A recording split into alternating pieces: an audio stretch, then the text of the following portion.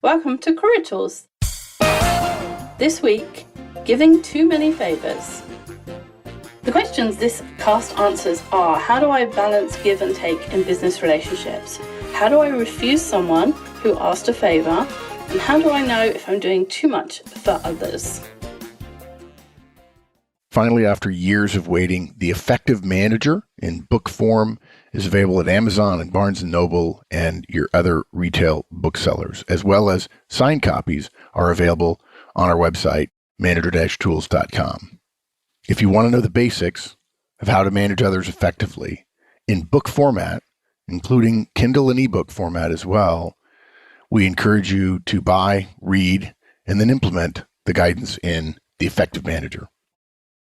A while ago, we did a cast about relationship errors and about having favor deficits. So basically, a favor deficit would be if you are doing favors for everybody and they're never doing favors for you, or if you never do favors for anyone else and they're always doing favors for you.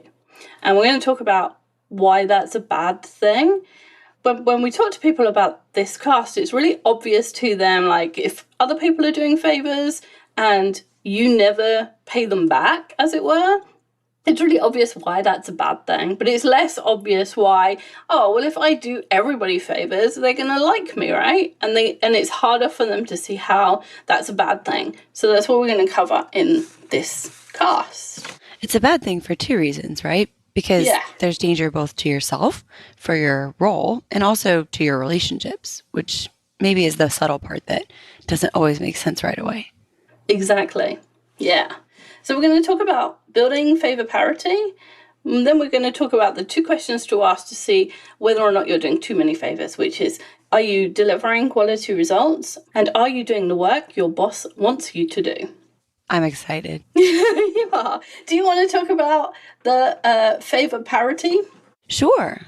I think the reason that this was interesting to me is that it's easy to think about our relationships at work as kind of being natural. But actually, there are natural parts of all of our relationships that really we need to look at in a professional context and understand whether or not we're doing the right things that will help us to be effective. And so it's important for us to think about our relationships in terms of the favors that we're giving and receiving, because relationships are built on favors, right? Mm-hmm. And so the person that we have the best professional relationship with at work, that person would probably do a favor for us. Maybe they have covered for us when we were late to the meeting, maybe by explaining, oh yeah, they're over here somewhere. Or maybe they brought us a cup of coffee when we were trapped in another meeting, something like that. But we don't always think about the person that we don't have a great relationship with. So if we think about that person and we compare the two, probably the person that our relationship isn't as positive with, we don't exchange many favors with that person. So maybe they don't do us a lot of favors. Maybe they only come to us when things are wrong or when they need us. And maybe we wouldn't do a favor for them. We wouldn't feel comfortable with that. We say, oh, I'm not really close to that guy. We don't really get along. And relationships really are built on favors. Not unethical or anything like that, but just not in a bad way, right? Just in a way that is the natural give and take of everyday stuff. You know, hey, I can't get access to this folder. Can you help me? Or can you print me an extra copy of the calendar for today? Exactly. I had a problem with my phone yesterday and I was so stressed out, and I went to the AT&T store and the man kept saying, can you give me the street number for the card that I was trying to pay with? And my brain was stressed out, couldn't work out what the hell a street number was. And so I called Maggie and said, please tell this guy the address for our administration office. And I have done enough favors. I have helped Maggie out in enough places that I knew if I called her, she would just tell the guy the address and she wouldn't ask questions and she wouldn't do anything else. And then later I could thank her and that would be fine. And it's just a result of just like the give and take. There is currency in favors. There is currency in doing things for other people. And I knew I had enough built up that she would just help me out. I think too, when we think about favors, we think of them as benefiting one person or the other, but really it's benefiting the relationship, that give and take, that back and forth. It's a way to determine whether or not your relationships are equal and whether or not you and that other person trust each other and have a level of positive trust in your relationship, right? That isn't just built on role power or things like that. And we don't recommend that bosses ask favors of their directs. We just don't. Favors are personal. And so there's things like what Wendy just described, or things like when Sarah and I are working together, if one of us is really tired from traveling and we can't figure something out, because sometimes you get like travel brain or presenter brain and you're just, you know the answer, but your brain is keeping you from it somehow. So we'll call the other person and say, hey, can you please help me with this? I know I should know this, but for some reason, I really just can't figure it out right now. And so it's just important to think of our favors as part of our relationship, as part of the give and take of our professional relationships. And what we're focusing on today is that the relationship equation really needs to have a balance. And we're hoping that we can achieve that balance. And when we think about that balance, we often think about the opposite side of this story. We think about saying no all the time, or we think about people owing us a lot, things like that. We think about those differently. And so if you always say yes to the things that people ask of you, or you never ask for anything, you're probably imbalancing your relationships in a way that isn't comfortable for, the people that you work with. If you have a relationship imbalance or a favor imbalance in your relationship, people are uncomfortable with that, and they often distance themselves from that. We don't like it when people have more power over us or less power over us. We like balance, right? It's the natural order of things to seek a balance. And if one person has a lot of power over us, we don't feel comfortable with that if it's not given by the company. Yeah, and let's just go back to the whole bosses things. They do have power over us. That's why, as a boss, you don't want to ask favors from your directs. It's always better to use relationship power than it is to use any other power, but you already have all the power. So when you say, can I have a favor? It's not a favor. It's not a give and take. It's like you asking your direct to do something. And so you should be clear about that in your language. I'll give you an example. I have plenty of days when I'm grumpy and having an off day, and Mark just says, okay, we'll talk about this another day, or whatever, and he lets me off, or he doesn't mention the fact that I'm grouchy. And yet yesterday, when he's in Australia and I needed to check at 2 a.m. that the printing was done, I was awake at 2 a.m. And so there is a parity there, but it's not me doing him a favor or him doing me a favor. It's part of the balancing of a relationship between the boss and the direct. So when we're talking about favors, we're nearly always talking about peers or people who are in the organization at around the same level as you. We're definitely not talking about bosses and directs. It's different, right? When there's role power in there, it's a little different. Yeah, exactly. So we should have a spreadsheet, right, of all the favors that we've done for other people. Wouldn't that be fun? Yeah, wouldn't it? It'd be awesome. Every time you do a favor or someone does a favor for you, you have to make a tick mark. Yeah. No, actually, what we're going to suggest is that you look at the relationships you have and just make a mental note of the balance between yourself and other people. Most people, the balance comes pretty naturally because we have a comfort level with things being pretty equal. And so most people build that balance naturally. If you don't, if you have a balance that's unequal on either side, it's probably causing that other person to separate themselves from you a little bit. It's probably causing them to distance themselves. And if you want to bring them back, if you want to even that relationship out, you have to either start saying no to some favors, or you have to start asking them for favors. And we understand it's not going to be very comfortable. And what we're going to recommend actually is that you have 2 questions you ask yourself in order to determine whether or not it's okay for you to continue giving this level of favors. And so we're going to cover those 2 questions that you should ask yourself. Okay, and those two questions are, am I delivering quality results, and am I doing the work my boss wants me to do?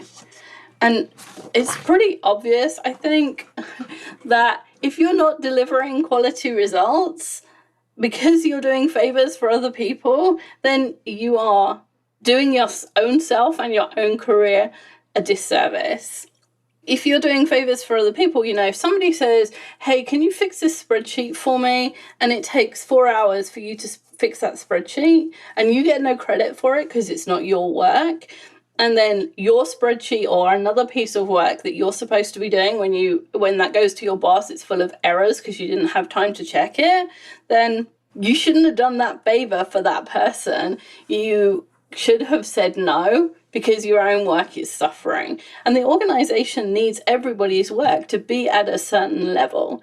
And if your work is falling below average, then the whole organization is suffering, even though the other person's spreadsheet is still wrong. That person has other resources that they can go to. They have other peers, they have their own boss. They could actually work it out for themselves. A lot of people will give you technical things to do, like spreadsheets or Word documents, not technical, but things that they perceive as technical, like formulas and things. And they'll give it to you because it's easy, because you'll fix it, rather than actually learning how to fix it themselves. So if you find yourself a lot of the time fixing things for other people, you might want to do that little mental check of, is my own work suffering because I'm doing this work? If your performance is below the average for your team, or you're getting poor annual reviews, or you're getting negative feedback, if that's a result of favors of work you're doing for other people, then the balance is too far over. And you need to pull back and concentrate on what's going on your own desk. Danny sometimes shares this kind of line or this little quip that she has, which is, I haven't hit my numbers in 5 years, but everybody loves me. And, that's one of these places where if your numbers, if your results are not strong, or you're struggling with them because you're doing other people's work, which is often the case when we're doing enough favors to cause poor results on our own end, then there's a problem there. And we shouldn't be sacrificing our own work for that of others. Yeah. And if you're continually helping others and the quality of your results goes down, you will get fired or laid off or let go or demoted or some other negative consequences. The organization doesn't survive if it keeps dead weight around. Even if that person is helping everybody else, if the job that you're employed to do isn't getting done, then the organization needs to find someone who will do that job. And a lot of people write to us and say, hey, you only talk to big organizations. But actually, in smaller organizations, this is worse. If there's only 10 people or 20 people and one person isn't pulling their weight, then that has a huge effect on the company. And so the company will get rid of that person faster. So if you're in that position, if you're in a small company and you don't feel like you're getting messages that say you're not hitting your targets, or you're not hitting your results, or the work you're doing is shoddy, then you're in more danger than in a big company. It's actually easier to hide poor performance in a big company than it is in a small one. That's really true. Having worked at a larger organization and then having worked here at Manager Tools, if you're running very lean, which as labor becomes more highly specialized is often becoming more quickly the case, then you need people to concentrate on their own work. If it takes 2 people to do one job and the other job is suffering, then that's another imbalance, right? And the way we correct that imbalance is not a positive, which we often think of favors as positive. But if you've got this other imbalance where your work isn't getting done and someone else's work is, then we're going to correct that imbalance in a negative way. Yeah. So the answer to that is just to pull back and work on your own stuff. And I wish this were true, but it's not true, that any of us are indispensable. Actually, if I was run over by a bus tomorrow, Manager Tools would carry on. Somebody would work out how to record the podcast. Somebody else would work out how to write the podcast that I haven't yet written. And all the other jobs that I do could be done by someone else. And the people that I help could work out a different way to solve their own problems. So one of the things I often find myself doing is working on other people's spreadsheets with formulas and things, and that's part of my job here, so that's okay. It's not so much a favor. But when there's a formula in a spreadsheet and I don't know the answer, I Google it. And everybody else could do that too. It might take them a bit longer because it's harder for them to know what they're looking for, or it's harder for them to translate what they read into what they're actually trying to achieve. But it could still be done. We could outsource it. We could get someone else who's good at spreadsheets to do it. There's all sorts of ways to do my job for me if I'm not here. And all of those things that you're doing for other people, that's what would happen if you weren't there. They would get those jobs done. And so if you say no, those jobs will still get done. People sometimes feel like, if I'm not here, if I didn't say yes to all these things, well, Mary would be suffering because her spreadsheets won't be done, and Bob wouldn't be able to find the right things in the library, and Annie wouldn't get access to something. And those things are true, but they would all solve their own problems. So if you are concentrating on your own work for a while just to get the quality up, then don't worry that the rest of the place is going to fall apart, because sad to say it, it won't. We think about this when we're in the office, and yet I bet when we're on vacation, we're not worried about Mary's spreadsheets. That's exactly right. I just had 2 weeks vacation, and when I came back, I had like 4 emails. And I was like, oh, clearly I'm not needed around here. Isn't that funny? Isn't it weird? One of the things you can say is, when someone asks you for a favor, I'm sorry, I can't today. I have to get this project finished. Can Bob help? Or have you looked on this website page? If you give somebody a resource, it can make it feel better for you and them that you're saying no if you have a problem with saying no. And we do have a cast on assertiveness, which has more things about how to say no and feel good about it. But that's a good way. So have you asked someone else that you have to know that person's a good resource.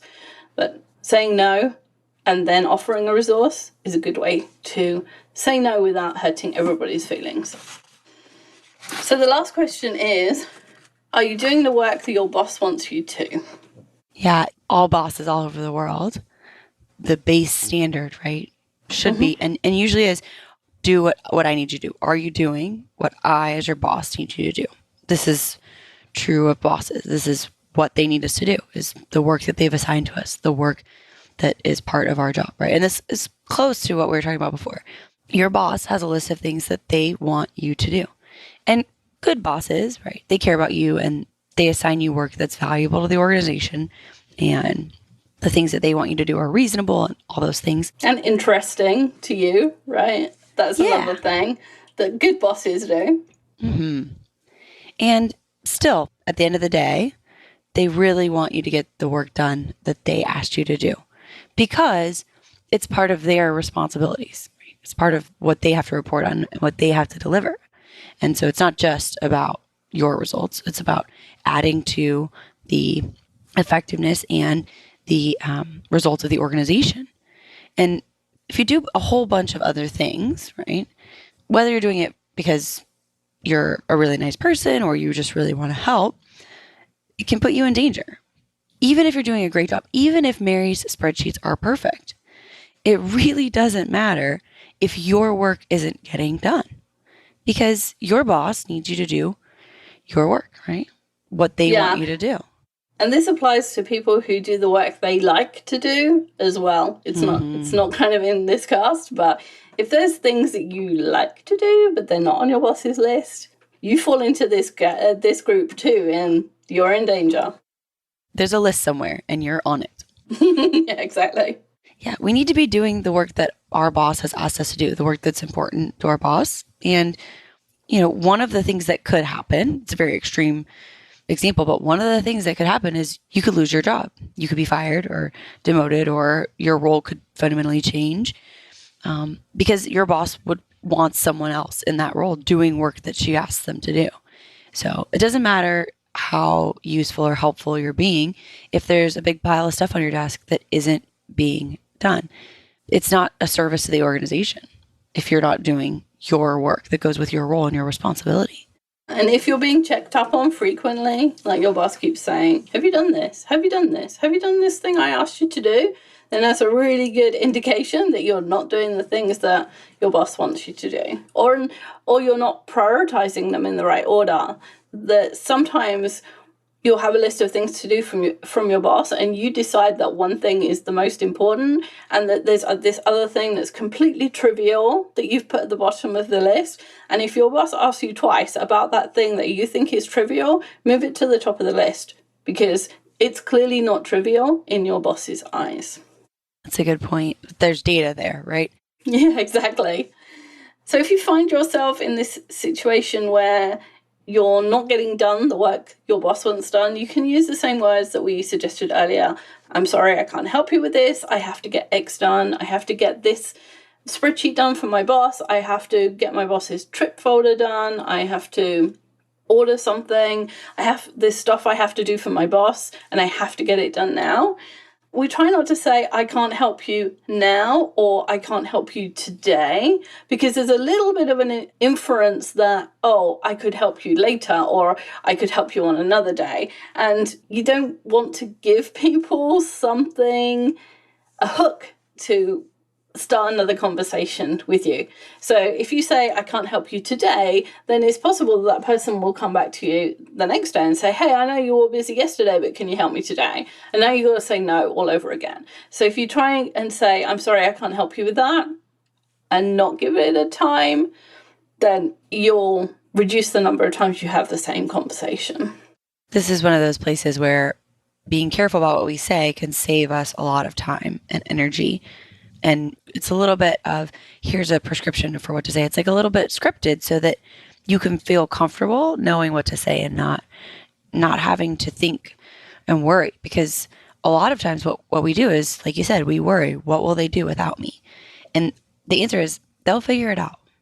Or we say things because we haven't thought about them in advance. Mm-hmm. When I was talking just now, I said, I can't help you now, or I have to get this done now, which kind of implies that later I might not be doing this thing, and therefore I might be helping you.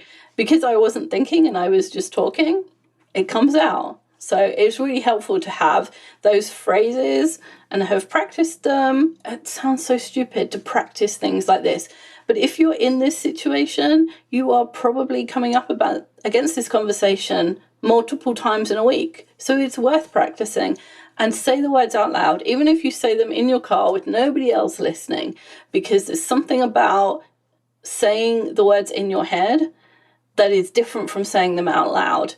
And if you practice them out loud, then they're much easier to say.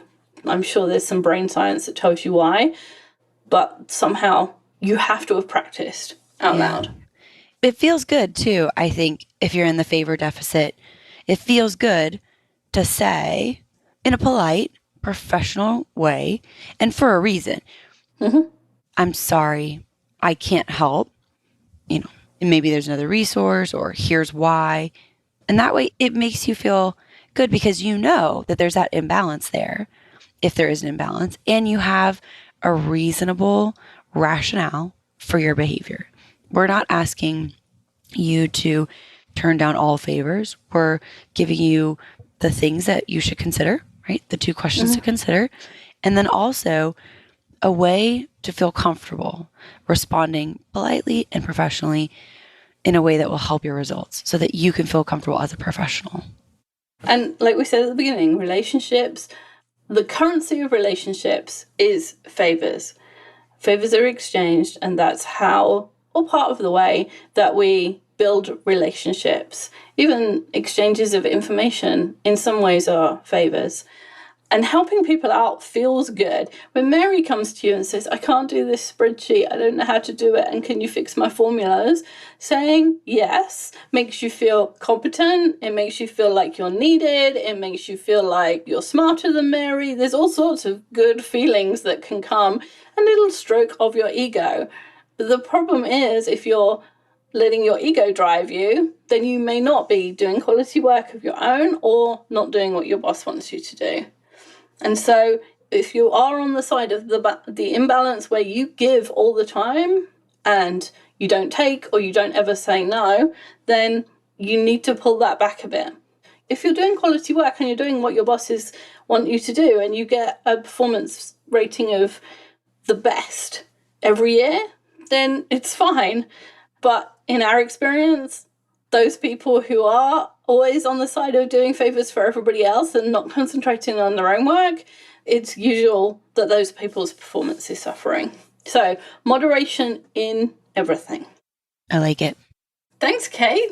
Thank you, Wendy. Bye, everyone. That's it from me and Kate. We'll see you next week. If you enjoyed this podcast and you want the how-tos of management wherever you are, check out the free Manager Tools mobile app. It's available on both iOS and Android devices. Go to the Apple Store or the Google Play Store and download the Manager Tools app. Just search for Manager Tools in the respective store, or go to the Manager Tools website, www.manager-tools.com, and you'll find the links on the bottom of the homepage.